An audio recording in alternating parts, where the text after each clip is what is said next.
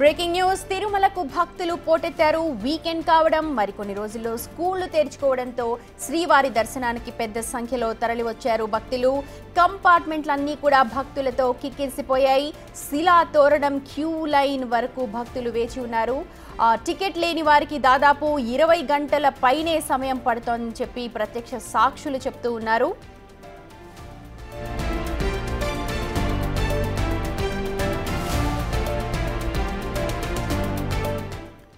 మా ప్రతినిధి దామోదర్ ఉన్నారు అప్డేట్స్ అందించడానికి. దామోదర్, ఒక్కసారిగా భక్తులు పోటెత్తారు కొండపైకి. అలాగే ఎప్పుడు కూడా జూన్ ఫస్ట్ వీక్లో ఇలాంటి సిచ్యువేషన్సే ఉంటాయా? దీనికి తగ్గట్టుగా అధికారులు ఏర్పాట్లు చేశారా? ఏం చెప్తున్నారు?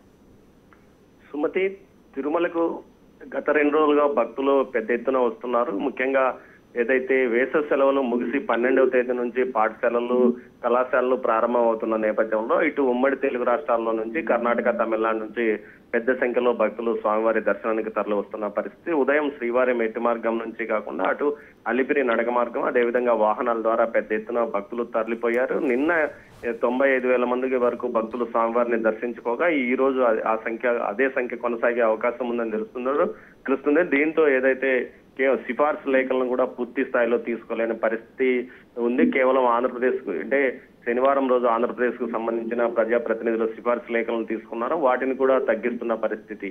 మొత్తం మీద అయితే ఈ రష్ 12వ తేదీ వరకు ఉండే అవకాశం ఉందని చెప్తున్నారు. మరోవైపున ఏదైతే శ్రీవారి దర్శనానికి వచ్చిన భక్తులు వల్ల కంపార్ట్మెంట్లు పూర్తిగా నిండి దామోదర్, దాదాపు టికెట్ లేని వారికి 24 గంటల సమయం పడుతుంది. అంటే ఒక రోజంతా పడుతుంది. వారంతా క్యూ లైన్ లోనే ఉంటున్నారు. దీనికి సంబంధించి ఏమైనా ఏర్పాట్లు జరుపుతామంటున్నారా? ఈవో ఏం చెప్తున్నారు దీనికి సంబంధించి?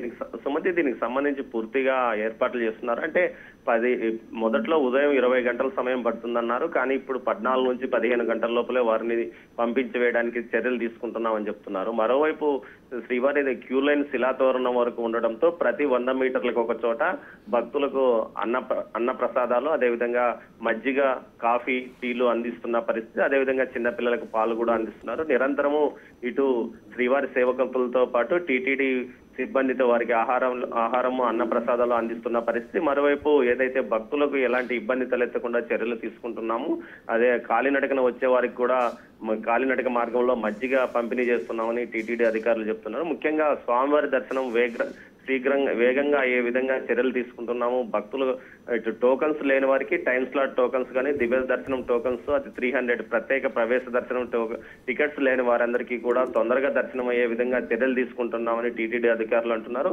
ఈవోతో పాటు అదనపు ఈవో కూడా తిరుమలలో ఉండి పరిస్థితిని పర్యవేక్షిస్తున్నారు. సుమతి, రైట్ దామోదర్, మొత్తానికి 7 కొండలు కూడా భక్తులతో కిక్కిరిసిపోయి కనిపిస్తూ ఉన్నాయి. వరుస సెలవులు అలాగే ఎండాకాలం ముగిసిపోతుండడం, వాతావరణం చల్లబడటంతో ఒక్కసారిగా కొండపైన భక్తుల రద్దీ ఎక్కువైపోయింది. అయినా సరే అధికారులు అన్ని ఏర్పాట్లు చేస్తున్నామని చెప్తున్నారు.